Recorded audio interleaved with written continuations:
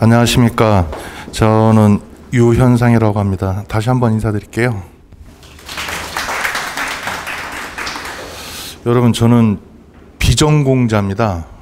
인문학을 전공했고요.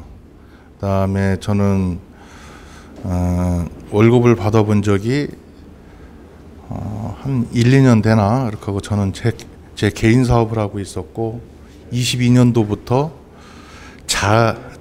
타의에 의해서 술을 끊고 그냥 공부를 남는 시간에 공부를 해서 이렇게 136회에 합격을 하게 됐습니다.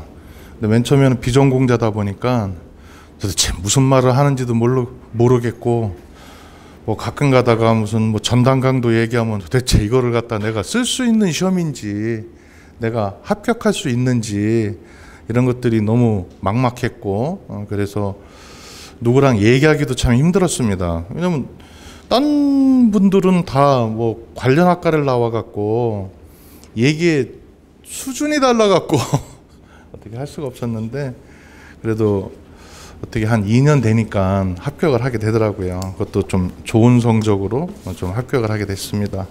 그래서 제가 좀 쏘았는데 그래서 혹시 이제 저보다는 다 우수하시니까 공부하시면서 어렵거나 뭐 좀 답답하신 분들을 위해서 저를 보시고 저 사람도 합격했는데 내가 합격 못할 이유가 없다라는 그런 의미에서 제 얘기를 들어주셨으면 감사하겠습니다.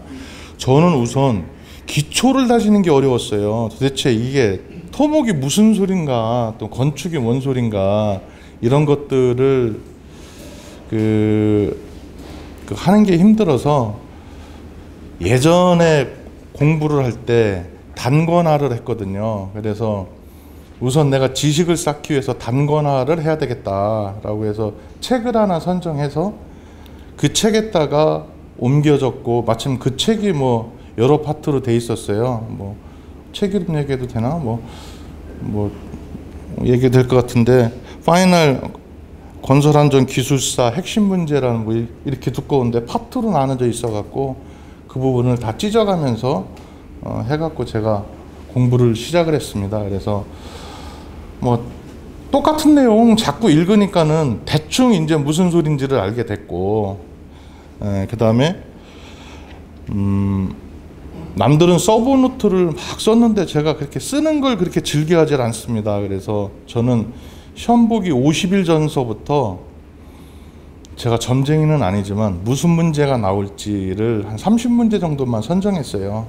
그래서 그거에 대해서만 답안지를 한번 작성해 보고 가서 내가 예측이 맞았는지 안 맞았는지 그러니까 관역을 저는 먼저 선정을 했습니다. 그래서 저는 전체 점수가 얼마 나오는지를 중요하게 생각은 하지 않았고 내가 이렇게 준비해 갖고 간 문제가 얼마가 몇 점이 나오는지가 매우 중요하게 생각했습니다. 왜냐면 그래야지 내가 이게 너무 넓은 범위다 보니까 제가 쓰는 게 정답으로 비춰질 수 있는지 그게 매우 중요했기 때문에 제가 문제를 선정해서 가서 그 문제 그대로 쓰고 성적이 안 나오면 다시 수정해서 그 다음번 시험 보고 물론 그 당의 시험도 여러 가지로 제가 나눠서 요거는 요런 식으로 써보고 요건 요런 식 이런 방향으로 이렇게 제가 썼습니다. 그러다 보니까는 그 점수가 잘 나오는 분야가 있더라고요. 그래서 제가 130회부터 시험을 봤는데 133회부터는 50점을 넘는 그 서술로 따지면 50점을 넘는 점수가 막 나오고 134회부터는 한 교시가 200점을 넘는 게 막 나오고 그랬어요. 근데 이상하게 합격을 못하고 있다가 이번에 그 뒤에도 계속 제가 어떻게 쓰면은 답이 그 점수를 잘 받는지에 대한 제 나름대로 그런 그 플랜이 있었기 때문에 그 뒤부터는 공부하는 게 조금 쉬웠습니다. 그래서 어떻게 제가 공부를 했냐면 우선 예상 문제를 만들 때 바뀐 법령을 기초해서 예상 문제를 만들었어요. 근데 그것도 귀찮아서 우리 스터디 멤버들한테 그 바뀐 법령이 뭐냐고 물어봐서 그것만 제가 50일 전서부터 준비해 갖고 했는데, 제가 6번 시험 봤으니까 한 30문제씩이니까 뭐 한 180문제 요 정도는 뭐 제가 한번 만들었던 거니까 계속 볼 수 있었어요. 그렇게 하고 점수가 안 나오면은 다시 잘 나온 점수대로 다시 업데이트하고 이런 식으로 제가 했습니다. 그래서 이번에 제가 처음에 130회 시험 볼 때 48점으로 시작을 했어요. 근데 이번 시험에서 제가 66.83점을 얻었습니다. 그래서 제가 아마 제일 높았다고 아시는 분이 그러는데, 그럼 제가 답안지는 어떻게 썼냐면, 저는 법령의 용어대로 쓰려고 노력했습니다. 그냥 우리가 쓰다 보면 대충의 현장 용어대로 쓰려고 하는데, 저는 법령에 있는 또는 규칙에 있는 그 용어대로 쓰려고 노력했어요. 현장 용어대로 쓰면은 잘못하면 작업반장의 답안지가 될 거라고 생각해서, 저는 기본적으로 건설안전 기술사는 법을 다루는 사람이라는 생각이 있어서 법령에 있는 그대로 그 용어를 그대로 썼고, 저는 뭐 이렇게 뭐 학원에서 나온 거 보면 뭐 오징어 다리 같이 막 이렇게 하고 그러는, 저는 그런 거 하나도 안 씁니다. 저는 그냥 채점하기 편하게 목차식으로 구성을 하고, 이거에 대한 내가 목차를 어떻게 써야지 그러고 그 밑에 관련 법령에 있는 내용을 썼습니다.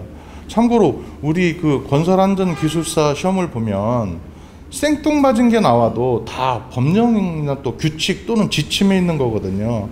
이번에 제가 58점인가 맞았던 시험 문제가 쉴드 TBM에 관한 건데, 그것도 지침에 관한 거였었어요. 근데 제가 우리 회사가 그런 일을 해갖고 그 좀 잘난 척 하려고 한번 찾아본 적이 있었거든요. 근데 그게 나왔어요. 그래서 그거를 법령대로 그대로 4단계로 구분해서 썼는데 58점이 나왔고, 그러니까 모든 문제는 법령에 대부분 기초해서 내는 것 같았고, 그러니까는 그렇게 법령의 용어대로 썼어야 됐다라는 써갖고 좋은 점수가 나온 것 같고, 그 다음에 아까 우리 교수님께서 말씀하신 나만의 답안지, 저는 교수님이 하지 말라는 공부를 했는데요, 나이 들어서 공부를 하니까 합격할 자신이 없었어요. 그래서 잘난 척은 해야 되겠고, 그래서 제가 이론하고 학설에 대해서 자꾸 봤어요. 근데 한 달 정도만 보고 나니까 더 이상 볼 게 없더라고요. 그게 뭐 빤한 거예요. 그래서 저는 외운 거 써먹기는 써먹어야 될 것 같고, 그래서 3페이지에다가 뭐 자기 의견을 또는 현장 사례 이걸 쓸 때 저는 그 내용을 쓰고 항상 개선 사례를 썼거든요. 왜냐면 모든 거는 경험을 쓰라고 하는 거는 뭐 내 경험을 알고 싶은 것도 있겠지만 거기서 네가 어떤 역할을 했느냐를 묻는 것 같아서 항상 그 사항에 대해서 개선에 대해서 쓰고, 근데 여기까지는 일반인들도 쓰는데 저는 뭘 썼냐면 이거에 대한 이론적 근거를 항상 써줬습니다. 그래서 뭐 이걸 개선하게 된 게 뭐 스위스 치즈 이론 또는 뭐 동작 개선을 했으면은 뭐 반스 뭐 이렇게 그 이론에 근거해서 이렇게 절차를 밟았다라고 이렇게 쓰고, 그러니까는 점수가 점점 좋아하더라고요. 근데 또 그렇게 쓰면은 또 단점도 있는 것 같아요. 어떤 사람은 점수를 또 안 줘요. 근데 대부분 점수 줄 때는 50점 후반대 막 이렇게 주기도 하고 58점, 59점도 막 주는데 어떤 사람은 그렇게 잘 안 주고, 이번 시험에서는 저희가 뭐 자극 반응, 기타 뭐 맨머신 시스템 이런 거 제가 즐겨서 뒤에다 그 아이템에다가 3번 나만의 아이템에다가 쓰던 내용이 있었는데 그게 시험 문제에 다 나왔어요. 그래서 제가 그게 또 이론 문제가 나오면은 앞쪽에 많이 배치가 되는데 앞쪽에 배치를 해서 아마 제 점수를 선도했던 것 같고요. 그다음에 이제 또 하나 중요한 거가 그 스터디 멤버가 매우 중요합니다. 스터디 멤버가 저희가 7명 정도가 스터디 멤버 중에 그중에 3명은 중도에 잠깐 쉬었고요. 뭐 승진 시험이나 이런 것 때문에 쉬게 됐고, 그다음에 4명 남은 중에서 1명은 먼저 합격했고, 그다음에 저는 이제 뭐 시골에 살다 보니까 특강 할 때나 오고, 나머지 3명은 다른 학원에 갔어요. 근데 묘하게 그냥 여기 학원 다니고 이렇게 공부한 저 동대문 구청에 있는 공무원하고 저만 합격을 하고 땅학원 간 사람들은 합격을 못했어요.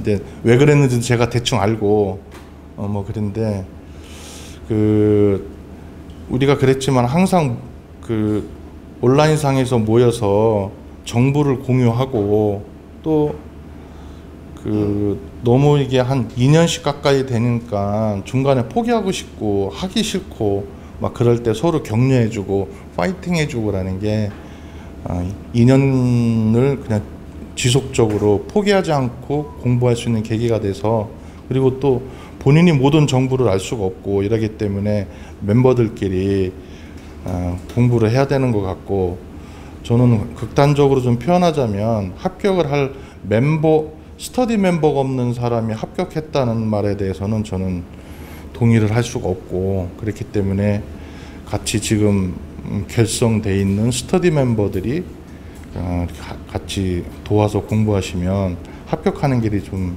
빨리 오지 않을까 이렇게 생각이 됩니다. 하고 제가 뭐 말씀을 좀 드리려고 해도 별로 그렇게 제가 특별한 노하우가 없어서 제 말은 이만 마치고요. 혹시 질문 있으시면은 제가 답변 드리고 가겠습니다. 네. 용어 고득점. 예? 용어 고득점. 용어요? 네. 용어 몇 점 맞았냐고요? 아니, 어떻게 하면 잘. 저 용어 때문에 스트레스 엄청 받았었어요. 그래서 제가 여기 권효동 선생님한테 가서 내가 논술은 좀 점수가 나오는데 용어가 점수가 안 나온다 그러는 거예요. 그러니까 무슨 그 학력고사 1등한 사람한테 물어보면 교과서로 공부하라고 하듯이 뭐라고 그러냐면 그건 짬이 차야 된다 그러더라고요. 내가 짬 차면 잘 쓰는 걸 내가 모르겠냐라고 하고, 근데 그 다음 시험에 제가 특이한 일이 있었어요. 저희 시험 볼 때 133회쯤 되는 건데 어스안카하고 시험 발파가 나왔어요. 근데 저 두 개를 모릅니다. 어스안카는 이렇게 토료벽에다가 줄 긋고 여기다가 뭐 이렇게 해갖고 하는 이 그림 하나만 기억하고 시험 발파는 아는 게 하나도 없어요. 근데 그거를 다른 문제를 쓸 수가 없는 거예요. 다 너무 몰라갖고.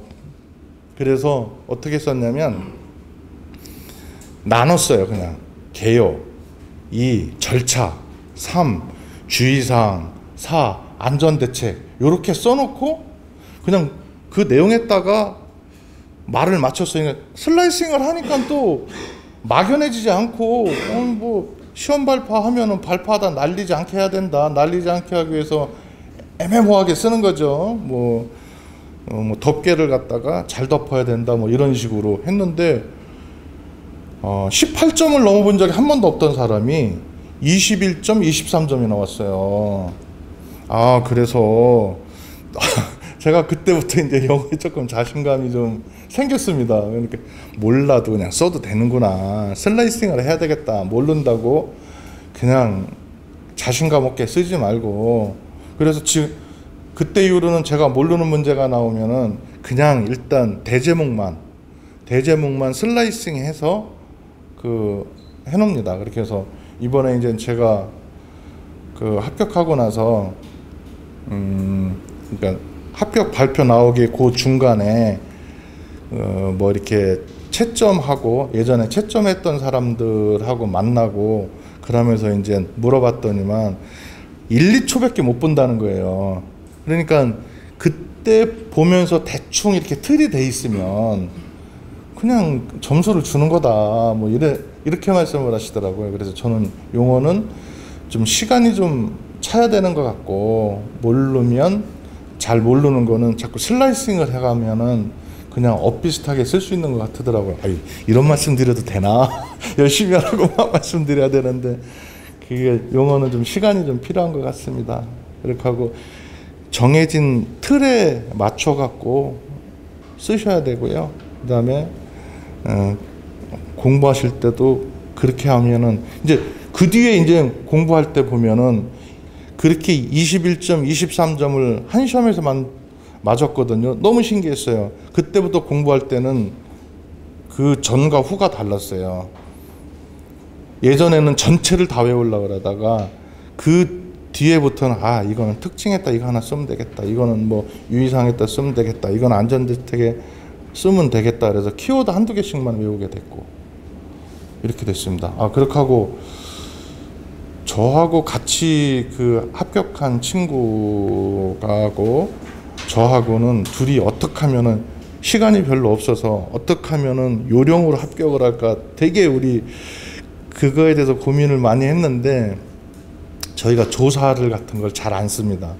그냥 키워드는 키워드만 쓰고 그거를 나열만 하고, 목차하고 이렇게 나열하지 않으니까 목차는 그렇게 하고 우측이 비니까 우측에다가는 그냥 그림을 이렇게 한 10가지 정도를 미리 준비를 했어요. 뭐 간단한 그림, 뭐 한 5초, 뭐 10초 안에 그릴 수 있는 그림들, 뭐 그러면은 이렇게 그 한 페이지에 한 2개 정도 아웃트리거 그림 하나 그려놓고 뭐 이런 그림들 그려놓고라니까 언뜻 보면은 좀 제법 쓴 것 같은데, 모양도 뭐 그림도 있고 뭐 깔끔하고 이런데 자세히 보면 별 내용도 없고 뭐 그렇습니다. 그렇지만 서술이나 이런 데서 자꾸 그런 학자들 이름을 쓰고 그러니까 뭐 좀 아는 것, 채점위원이 봤을 때 뭐 좀 아는 것도 같고, 그래서 제가 몰라서 그냥 대충 다 쓰는 건데 이 친구가 뭘 좀 아는 것 같다, 뭐